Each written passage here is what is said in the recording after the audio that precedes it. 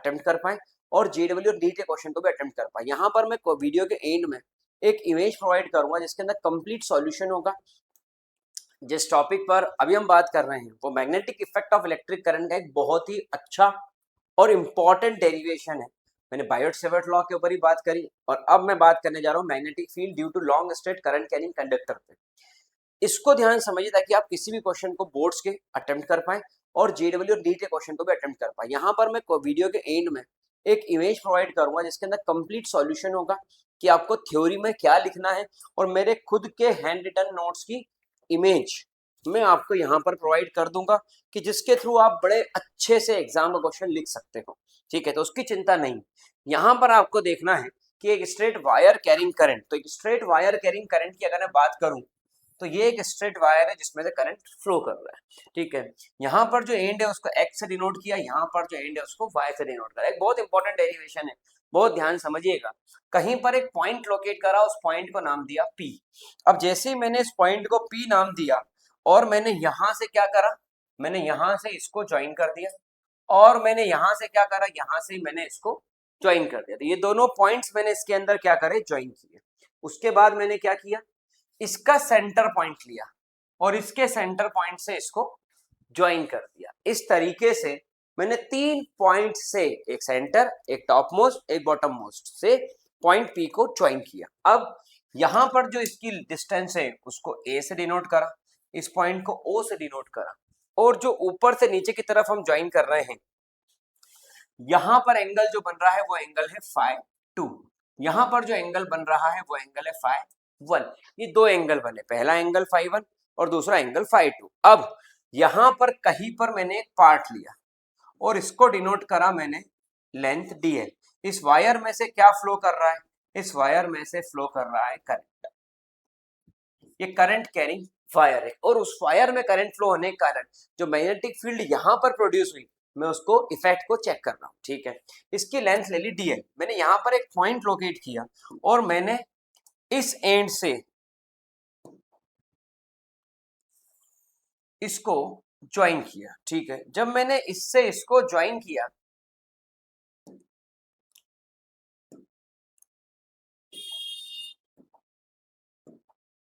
ये रहा। ठीक है, थोड़ा सा बोल्ड कर दिया मैंने इसको। तो जब मैंने इससे इसको ज्वाइन किया तो ये वाला जो एंगल है इस एंगल को मैंने फाई नाम दिया, यहां पर मैंने इसको लिया और यहां पर मैंने इसको लिया।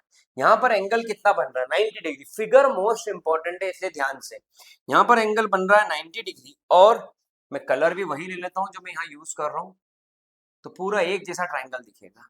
और यहां पर जो एंगल फॉर्म हो रहा है this angle is said to be the angle theta. तो यहां पर आ गया थीटा एंगल, वहां पर आ गया 90 डिग्री। यहां पर अगर मैं इस बात को बहुत ध्यान से बताऊं, मेरी बात को समझने की कोशिश करना मेरे लाडले, तो यहां पर जो ये लेंथ है वो लेंथ को डिनोट कर रहे हैं हम आर से। इस लेंथ को किससे डिनोट कर रहे हैं हम आर से। ये वाला जो पॉइंट है इसको डिनोट करा है क्यू से और ये वाला जो पॉइंट है इसको डिनोट किया है ओ से। तो अब जाकर के यहां पर आपका फिगर कंप्लीट होता है। ठीक है, फिगर में कुछ बचा है नहीं, फिगर में अब कुछ नहीं बचा। अब आपको इसके अंदर बी मैग्नेटिक फील्ड को कैलकुलेट करना है। डेरिवेशन कहां से शुरू होता है, सबसे इंपॉर्टेंट बात। सर जब मैं पढ़ता हूं मुझे पता ही नहीं होता कि मेरा डेरिवेशन मुझे शुरू कहां से करना है, तो मैं आज आपको इस लेक्चर में यही बता रहा हूं कि डेरिवेशन को शुरू कहां से करना है। शुरू डेरिवेशन होगा आपका dB is equal to mu naught upon 4 pi I dl sine theta और अपॉन में आ गया आर स्क्वायर। तो dB is equal to mu naught upon 4 pi और I dl sine theta upon r square. ये किसकी वैल्यू आ गई, ये आ गई मैग्नेटिक फील्ड की वैल्यू। अब इन ट्राइंगल OQP, मेरा जो ट्राइंगल है वो क्या है OQP। ठीक है, ये OQP ट्राइंगल। तो इन ट्राइंगल OQP, ठीक है, आप यहां पर अगर देखते हैं तो यहां पर एंगल है थीटा और यहां पर एंगल है फाई। तो यहां पर आ गया theta plus phi that is equal to 90 degree. सबसे इंपॉर्टेंट बात, सर ये डेरिवेशन याद कैसे होंगे, मैं बताता हूं आपको। इसमें निकालना dl, तो मैं स्टार बना देता हूं r साइन थीटा। ये मैंने जो स्टार बनाए हैं ये स्टार आपको भी बनाना है आपके जब डेरिवेशन लिख रहे हो उसके अंदर। हम किस खोज में निकले हैं? हम इस खोज में निकले हैं कि आपको वैल्यू निकालना है डीएल की, आपको वैल्यू निकालना है साइन थीटा की, आपको वैल्यू निकालना है आर की। ठीक है, हम इस खोज में निकले। ठीक है, हमने ट्राइंगल ये ब्लू वाला लिया, theta plus 5 plus 90, sum of all the angle of triangle is 180 degree. यहाँ से निकला theta plus 5 equal 90 degree. Theta is equals to 90 minus 5। आपको क्या चाहिए? आपको चाहिए साइन थीटा की वैल्यू। यहां पर आया साइन थीटा, साइन 90 माइनस 5, ये हो गया कॉस 5। तो साइन थीटा की वैल्यू किसके इक्वल है? Sine theta is equal to cos 5। क्या ये पहला आंसर मेरा क्लियर है? बिल्कुल सही है। हाँ, इसको मैंने इक्वेशन नंबर 1 डाल दिया। Sine 90 minus theta cos theta होता है। ठीक है, ये आपने क्लास 11 में पढ़ा होगा। अब बात करते हैं आगे, कॉस 5। दूसरी वैल्यू क्या चाहिए हमको? आर। मैं आर निकालने के लिए, एल निकालने के लिए कोशिश करता हूं। ध्यान देखिए, यहां पर आता है कॉस 5। 5 एंगल कहां पर है? ये। क्या फॉर्मूला होता है कॉस 5 का? B upon H. बेस कितना है? ए। एच कितना है? आर। तो cos 5 is equals to a by r. अब आपको यहां पर क्या निकालना है? आर। तो आर इज इक्वल, आर भी चाहिए था ना, ए अपॉन कॉस 5। और यहां पर मेरे बच्चे r is equals to 1 upon cos 5 क्या होता है? सेक 5। ये आ गई इक्वेशन नंबर 2। मैं सब चीज यहां पर डिटेल में पढ़ा रहा हूं और पढ़ाऊंगा ताकि आपको पढ़ने में कोई दिक्कत ना आए। तो मैंने आर निकाल लिया। तो मेरा पहला पैटर्न कहां से याद रखना है? यहां से। दूसरा क्या याद रखना है? ये। अब मैंने आर निकाल लिया, साइन थीटा निकाल लिया, मुझे निकालना डीएल। अब डीएल की कहानी चलेगी। ठीक है, तो मैं थर्ड पार्ट शुरू करता हूं। ऐसे 3 पार्ट, ऐसे आप डेरिवेशन खुद भी लिखा करो कि कितने पार्ट्स याद रखना है। वो पार्ट्स याद कर लो, डेरिवेशन पूरा हो जाएगा। थ्योरी के लिए मैंने बताया, आखिर में एक इमेज कनेक्ट कर दूंगा, उसमें पूरी थ्योरी लिख के आ जाओ, फुल मार्क्स मिलेंगे। यहां पर आ गया third part, tan phi। tan phi ये ना, ये होता है P अपॉन B। अब P क्या है? तो यहां से यहां तक की जो लेंथ है, इस लेंथ को डिनोट करते हैं L से, उसका टुकड़ा DL है। ठीक है, तो यहां पर tan phi P upon B, L by A। L is equals to A tan phi। तो यहां पर आ गया DL is equal to A। Differentiate कर रहे हैं। tan phi का डिफरेंशिएशन आप सभी ने क्लास 11 में पढ़ा होगा, sec स्क्वायर phi। और यहां पर आ गया d phi। तो dl is equals to a sec square phi d phi। ये तीसरी काम की बात है, बहुत लंबा क्वेश्चन है, इसलिए 5 नंबर में आता है स्टेट बोर्ड्स के अंदर। ये आगे बढ़ता हूं, मैंने इन सबको अब यहां पर फर्स्ट इक्वेशन, इस इक्वेशन में रख दिया। तो मैंने लिखा इसके अंदर db is equal to mu naught upon 4 pi I. dl की वैल्यू कितनी है? a sec square phi d phi। Sine theta की वैल्यू कितनी है? cos phi। साथ में लिख दूं इसके भी, और upon upon r square, a square sec square phi। यहां पर देखिए एक a कट गया और sec स्क्वायर phi से sec स्क्वायर phi भी कट गया। अगर ऐसा हुआ तो यहां पर आ गया mu naught upon 4 pi I cos phi d phi by a। ये जो आपका बना, ये वो एक्सप्रेशन है कि जहां तक आपको डेरिवेशन को लाना था, याद करना था, जो आपको ठीक लगे वो शब्द आप इसके लिए बोल सकते हो। ये आपका वो एक्सप्रेशन आया। मैं फिर समझा देता हूं। आपने लिखा फॉर्मूला, पहले आपने निकाला इसके अंदर थीटा। तो आपने बोला कि ये ट्राइंगल के सभी एंगल का summation theta plus 5 plus 90 equal to 180 degree है। वहां से निकला theta 90 minus 5 sine theta, sine 90 minus 5 sine theta equal to cos 5। ये पहला पार्ट निकला। अब दूसरे पार्ट पे आते हैं। आर इज कॉस 5 की value a by r, r is equal to a upon cos 5, r is equal to a sec 5। दूसरा पार्ट आ गया। तीसरा part tan phi equal to l by a, l is equal to a tan phi, dl is equal to a sec square phi d phi। ये तीसरा part differentiate करके इन सबको आपने यहां पुट कर दिया, जो कट रहा था वो काट दिया, यहां तक पहुंच गया। अब आपको इसके बाद डेरिवेशन करना है। तो यहां तक सबको क्लियर हो तो मैं आगे बढ़ूं। आपका जो एक्सप्रेशन बना, उस एक्सप्रेशन को मैं लिख करके अब आगे बढ़ता हूं। तो ये एक्सप्रेशन मैंने यहां पर लिखा।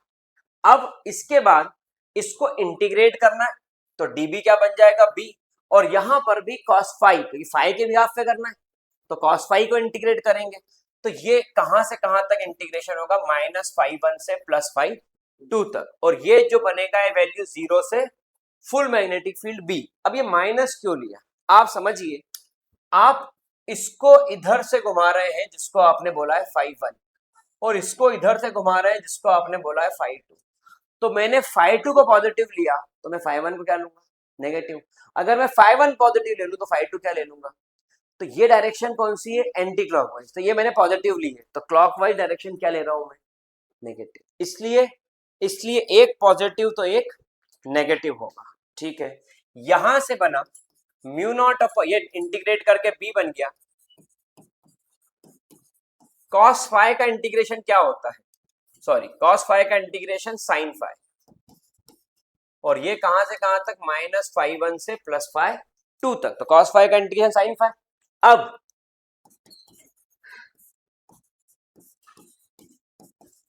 पहले अपर लिमिट पुट होती है, तो ये हो गया साइन φ2 माइनस माइनस, अब लोअर लिमिट पुट होती है, साइन -φ1, साइन माइनस थीटा होता है माइनस साइन थीटा, तो प्लस का साइन φ1, और यहां पर आ गया साइन φ2, और ये वैल्यू किसके इक्वल है, this value is equals to mu not I upon 4 pi, और ये आंसर किसके इक्वल आ गया, बी के।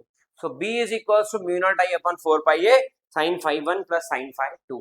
तो यहां पर जाकर के ये वाला आपका जो पूरा एक डेरिवेशन है magnetic field due to long straight current carrying conductor complete होता है यहां पर जाकर के, ठीक है। ये आपका इसके अंदर आएगा। अब आपने बोला कुछ पूछना है, minus minus plus, sine minus theta minus sine theta, ये आपने क्लास 11 में पढ़ा, ठीक है।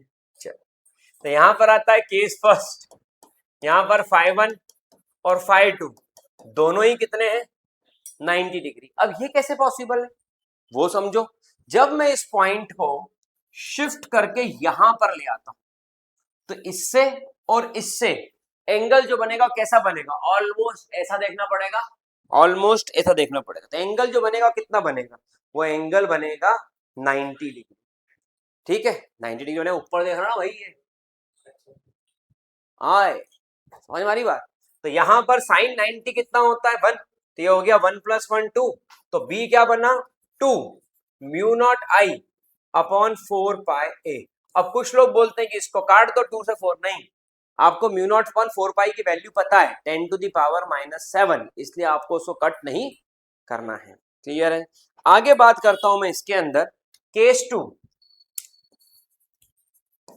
इस केस में कोई भी एक एंगल को 90 डिग्री ले लो जबकि दूसरे एंगल को 0 डिग्री ले लो। ऐसा कब होता है, जब यही पॉइंट जो यहां पर था वो यहां पर रख दूं या यहां पर रख दूं, तो इसके साथ 0 डिग्री, दूसरे के साथ, इसके साथ 0 डिग्री, दूसरे के साथ, तो यहां ऐसा उनके सामने रख दूंगा तो उनके साथ तो 0 बनाएंगे लेकिन सामने वाले के साथ 90 डिग्री। मतलब अगर मैं यहां रख दिया तो ये 0 डिग्री और ये बना 90 डिग्री, ठीक है।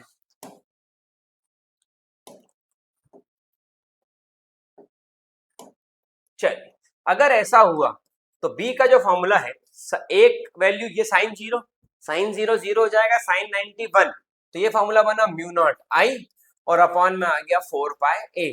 तो ये मैग्नेटिक फील्ड का दूसरा फॉर्मूला भी यहाँ पर डिराइव हो गया। इस तरीके से मैग्नेटिक फील्ड के सारे ही फॉर्मूले आपके सामने डिराइव हो चुके हैं, और आई थिंक कि सबको क्लियर भी होगा कि किस तरीके से पढ़ना है, क्या करना है और कैसे क्वेश्चन को अटेम्प्ट किया जाता है, ठीक है। सारे केसेस के साथ हम क्लियर, नोट डाउन कीजिएगा, इसका स्क्रीनशॉट ले लीजिएगा और नोट डाउन कर लीजिएगा। चलिए, तो ये आपके लिए बहुत यूजफुल रहेगा। अगले टॉपिक पे बाद में डिस्कस करते हैं, इसकी थ्योरी मैं आपको सेंड करता हूँ। Thank you so much.